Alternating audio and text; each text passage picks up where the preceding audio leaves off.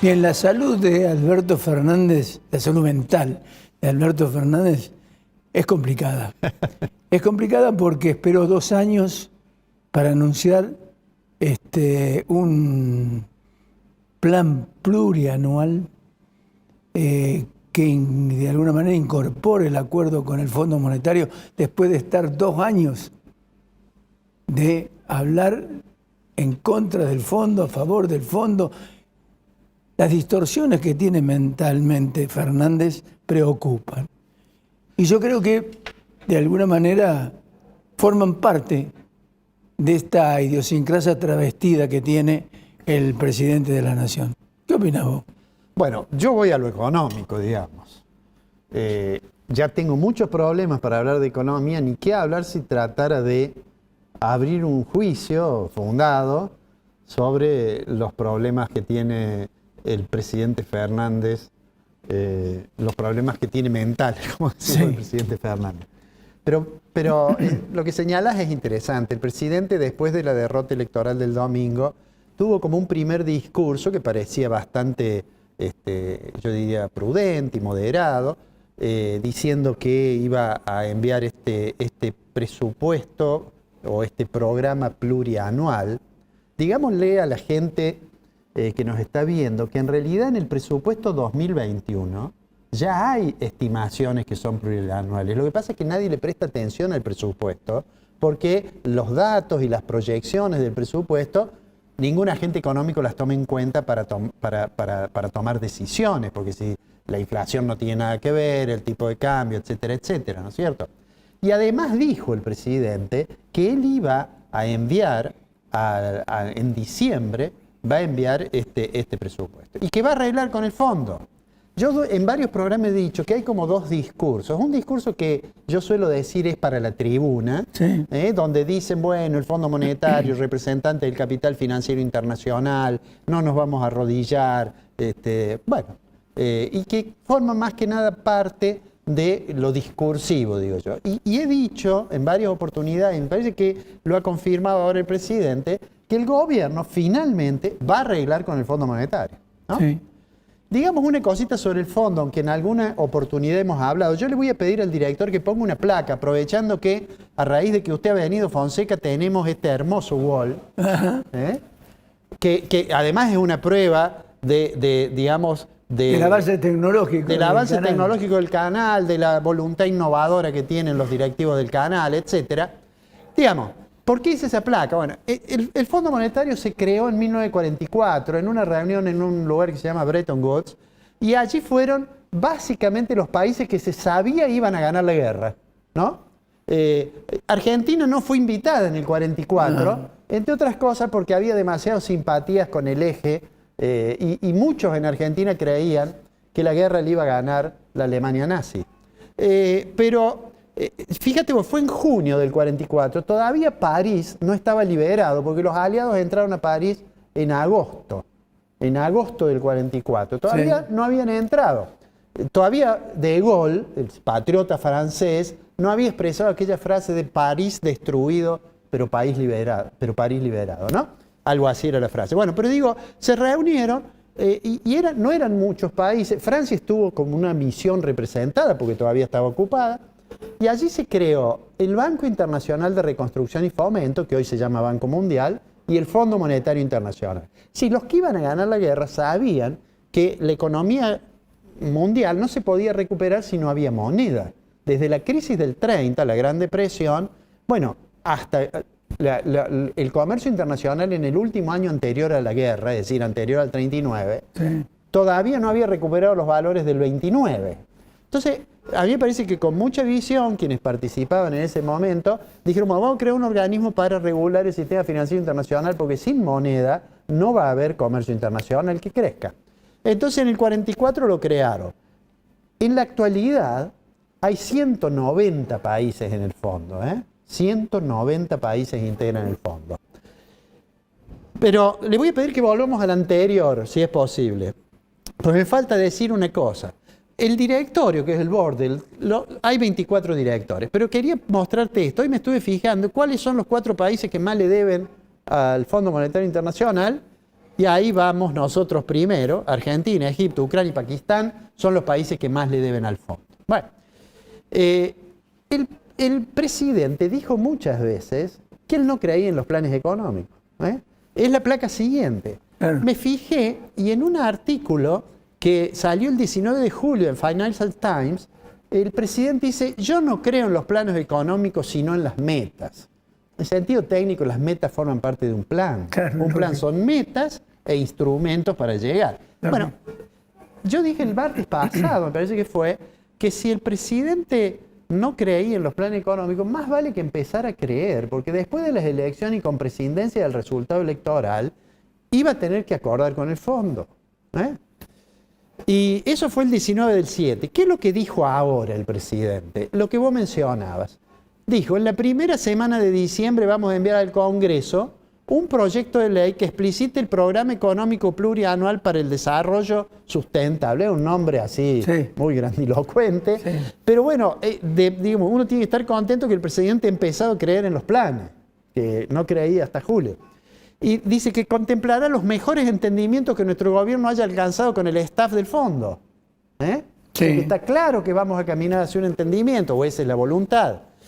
En las negociaciones que lidera ¿quién? Nuestro ministro de Economía, Martín Guzmán, con lo cual lo estaba confirmando, claro, porque convengamos que hubo bastante ruido después de las elecciones primarias, las PASO, hubo bastante ruido respecto a si a Martín Guzmán lo sacaban o no del gabinete. Y porque decían que la gente más radicalizada de la coalición de gobierno no quería arreglar con el fondo, y en realidad Martín Guzmán, más que un ministro de Economía, es básicamente un ministro de la deuda externa. Lo hemos dicho alguna vez en el pasado. Sí, cierto. Entonces, digo, a mí me parece que esto es realmente saludable. Junto con esto dijo de que va a convocar a la oposición, ¿no? Eso le va a imponer una dosis de responsabilidad también a la oposición, porque el acuerdo con el fondo por el Congreso. Va a pasar por el Congreso, y además hay que pensar que él dice, vamos a enviar el staff que nuestro gobierno haya alcanzado con el fondo, es decir, que piensa alcanzar algún acuerdo antes de diciembre, un borrador, puede ser una carta de intención, y entonces con esa carta de intención enviarle al Congreso para que lo apruebe, ¿no es cierto? Vuelvo a decir esto de que una cosa es cuando se está hablando, digamos, no con la tribuna presente, y otra es cuando están ahí la gente de la tribuna, porque cuando fue poco tiempo después a las oficinas, al búnker del Frente de Todos, y habló, en realidad ahí ya el discurso va asumiendo ese carácter que yo digo, más, si querés, belicoso, que el que tiene cuando tiene que pensar en los problemas del Estado. Y fíjate vos que incluso, bueno, yo creo que ahí terminó con una palabrita que se le escapó cuando dijo, el miércoles llenemos la Plaza de Mayo para festejar este triunfo. Lo cual es, en el mejor de los casos, un furcio del momento, del entusiasmo del momento, porque obviamente nadie se le ocurre festejar una derrota, ¿no es cierto? Pero vuelvo a lo estrictamente económico. El Fondo Monetario, que por más que algunos se esmeren en decir de que es el representante del capital financiero, cosa que de hecho tiene intereses del capital financiero en cómo se maneja el fondo, lo que le va a pedir a la Argentina es básicamente 3 o 4 puntos. ¿Cuál es la estrategia cambiaria? ¿Cuál es la estrategia fiscal? ¿Cuál es la política fiscal? ¿Cuál es la política monetaria? Esas son las 3 cosas básicamente. Porque eso va a tener que estar en el contexto de que haya consistencia interna entre eso para garantizar reducción de la tasa de inflación. Porque fíjate vos. Hay un dato ahí. Sí. Hay un dato que no es menor. Es Lipton. Bueno. Lipton es el hombre que arregló con Macri. Sí. Y es el tipo que tiene que arreglar ahora con Argentina. Es el segundo en el Tesoro. El segundo en el Tesoro. Sí. Bueno, pero ellos están acostumbrados a eso. La gente del fondo está acostumbrada a que cuando llega a un país los tratan muy mal en la puerta de la casa de gobierno, y cuando entran adentro le preguntan qué van a tomar, porque eso ya está... digo, hay 190 países. Por supuesto hay algunos países que están claramente enfrentados con el fondo, pero son una ultraminoría del concierto de naciones. Entonces digo, ahí están los 190. Entonces digo esto yo. Hemos dicho varias veces que la inflación, que es un fenómeno que tiene múltiples causas, es el reflejo de distorsiones muy profundas que tiene la economía argentina. Esas distorsiones están en el plano fiscal, en el plano monetario, en la política cambiaria. El fondo no le va a exigir a Argentina que libere el tipo de cambio, ¿no es cierto? No va a exigir eso, ni le va a exigir que lo dolarice y qué sé yo. Es más, el fondo puede incluso admitir, tiene relaciones con países que han tenido planes de estabilización con intervención en el mercado cambiario. Lo que no puede ser es que tenga una brecha del 100%. Lo que no puede ser es que si nosotros le preguntamos a cualquier persona que esté en el mundo de los negocios, rápidamente, dígame cuántos tipos de cambio tenemos, no nos pueda contestar, ¿no es cierto? Porque va a pensar, bueno, el Blue, el oficial Banco Nación mayorista, el contado con liqui, el MEP, obviamente le va a pedir una política cambiaria más clara, le va a pedir una política fiscal más clara, y esa política fiscal más clara quiere decir un sendero fiscal que le demuestre al fondo que Argentina está en condiciones de cumplir los compromisos que asuma. Argentina le va a estar pidiendo un programa de facilidades extendidas, seguramente, sí, que va a ser por lo menos de 10 años. El Fondo Monetario sabe que no le podemos pagar. En realidad decir, digamos, desde una tribuna, no le vamos a pagar al Fondo Monetario Internacional, el único sentido que tiene es la posibilidad de, digamos, persuadir a algún elector. Sí. Pero que no le vamos a pagar, no le vamos a pagar. No le vamos a pagar. Es más, en el mundo, en general, las deudas, más que pagarse, se rollovean, rollover. Sí, eso quiero decir. Se refinancian o se extienden, se refinancian los plazos. Y los 1.800 millones, yo no sé si los van a pagar. Claro, bueno, todavía a eso parece que llegamos. Y a esto quería llegar yo con el problema del tipo de cambio. Hoy el Banco Central ha puesto en vigencia nuevas restricciones para las operaciones con bonos. ¿Por qué? Porque las operaciones con bonos en las cuales el central interviene tratando de morigerar el tipo de cambio, le significa un drenaje al Banco Central. El Banco Central pierde, digamos, reservas, tiene que entregar dólares, básicamente a los importadores, a los que todos los primeros de cada mes compran $200, a los que cuando hay que pagar tarjetas, y a los que operan con bonos, por ejemplo, digamos, legalmente, para acceder a dólares vía la utilización de bonos que se compran en pesos y se venden en dólares. Bueno, hoy puso una restricción adicional central y va a seguir poniendo hasta tanto, digamos, haya un panorama un poco más claro que haga desaparecer las expectativas de devaluación.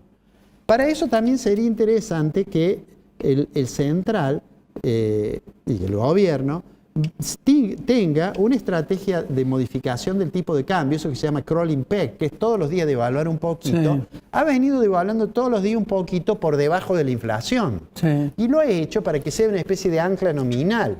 Eso no va a poder seguir para siempre, así como no se puede mantener pisado el tipo de cambio para siempre, no se puede mantener pisado los precios de algunos bienes para siempre. Y las reservas. Por eso, necesariamente, nosotros lo dijimos hace bastante tiempo, aunque no le guste políticamente, lo que debería el gobierno haber hecho hace bastante tiempo es llegar a un acuerdo con el fondo, regularizar la situación con el Club de París para permitir que haya mejores expectativas en el frente externo, claro, y tener un programa antiinflacionario consistente. Bien, ¿lo hará?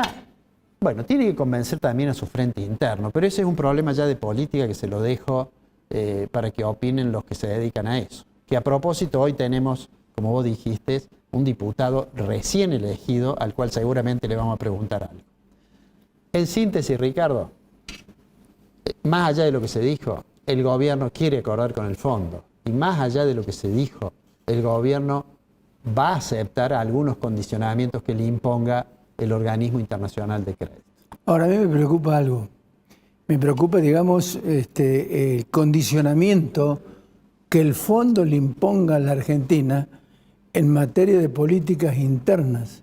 Es decir, ajuste de tarifas, inflación, dólar, desocupación, inversiones, Es decir, hay un menú que yo creo que los libros de economía no resuelven en 2 años. A ver, te voy a decir una cosa que ayer me preguntó un periodista. Me dijo, la señora Fernández de Kirchner dijo el año pasado que en Argentina se hunden todas las teorías económicas. ¿No? Sí. ¿Sabes cuál fue mi respuesta? Mi respuesta fue de que, bueno, eso solo era aceptable en alguien que jamás estudió economía. Es decir, lo que el fondo le va a pedir a Argentina es que tenga una política más o menos racional, ¿no es cierto? Porque en el fondo saben que si al día siguiente firma el acuerdo, liberan las tarifas, liberan el tipo de cambio, saben que caminamos a una situación de un fogonazo inflacionario que termina con los ingresos reales. Me parece que la imagen que hay del fondo está un poco distorsionada por muchas cosas que hizo en algún momento el fondo, ¿no es cierto? Pero creo yo, que lo que le va a pedir a Argentina es que tenga una política económica racional, que le va a implicar sacrificio a la Argentina, y sí, es como cuando vos vas al banco porque no has pagado algunas cuotas, y bueno, seguramente vas a tener un costo por haber hecho eso. Hay un tema que, bueno, hace mucho que no charlamos, pero hay un tema que a mí realmente me preocupa por el impacto que puede tener políticamente en la parte interna del kirchnerismo. Y es la palabra ajuste. La palabra ajuste implica una restricción total y absoluta, no solamente de gastos, sino de sacrificio que va a tener que hacer una sociedad que está con el 40 o el 50% de pobres e indigentes, con un 40% de desempleo, con otro 40% de informalidad laboral. Y la pregunta que yo me hago, que se debe hacer el ciudadano común, ¿cómo hace? No, bueno, te digo una cosa respecto de eso que yo creo que es importante sobre la palabra ajuste. Después de las primarias, trascendió, y lo explicitó después la presidenta en una carta, Sí. que el kirchnerismo estaba enojado con Guzmán porque había hecho un ajuste, ¿no? Sí. ¿A qué se refería? Que el déficit primario era mucho más chico incluso de lo que decía el presupuesto. O sea, había achicado mucho el déficit. Sí. No sé si recordás que yo dije, esto no va a ser perdurable, porque esa reducción del déficit viene básicamente porque la inflación es tan alta que ha licuado el gasto público. Sí. Y a su vez, como hay nuevos impuestos y además como la recaudación ha crecido mucho, el déficit era chico. Bueno, Guzmán lo que hizo fue corregir la percepción de la presidenta. Dijo, no, ajuste no hay, dijo él. Ajuste sería si bajo el gasto no lo bajé. O sea, la palabra ajuste le suena, que tal como vos decís, muy mal a ciertos sectores, en particular a ciertos sectores que presumen de progresismo. En particular el ajuste lo hizo Macri. Bueno, Macri hizo un ajuste. Macri hizo el ajuste. Pero además cometió ciertas torpezas. Sí, los errores. En política, por ejemplo, en materia de tarifas, recordás todo el problema que hubo. Bueno, no todos fueron ministros como el que tenemos ahora sentado en el estudio, que es Santos, que todo el mundo dice fue un buen ministro. En realidad yo no me acuerdo el nombre del ministro que quería aumentar las tarifas, pero mucha gente se acuerda del nombre de él y de la madre de él. Sí. Pero te digo esto. Aranguren. Pero te digo esto. En realidad, Argentina va a tener que ajustar de alguna forma sus cuentas públicas. La va a tener que ajustar de alguna forma. Porque en algún momento va a tener que intentar bajar la presión fiscal. Así es. Y para bajar la presión fiscal, bueno, no hay secreto. El gasto público se financia con impuestos o con deuda. Porque deuda externa por un tiempo no vamos a poder tomar. Pero bueno, eso no quiero irme mucho más allá. Me hace seña que vayamos cerrando, pero estoy tan entusiasmado de verlo bien, Fonseca, que por eso se me ha hecho más larga la columna. Pero seguiremos los martes viendo cómo este hombre, que se contradice tanto, trata de enderezar lo que es su gobierno en esto que él ya ha llamado la segunda etapa. Sí. El hombre humillado. El hombre humillado. El hombre humillado. Alberto Fernández es el hombre humillado.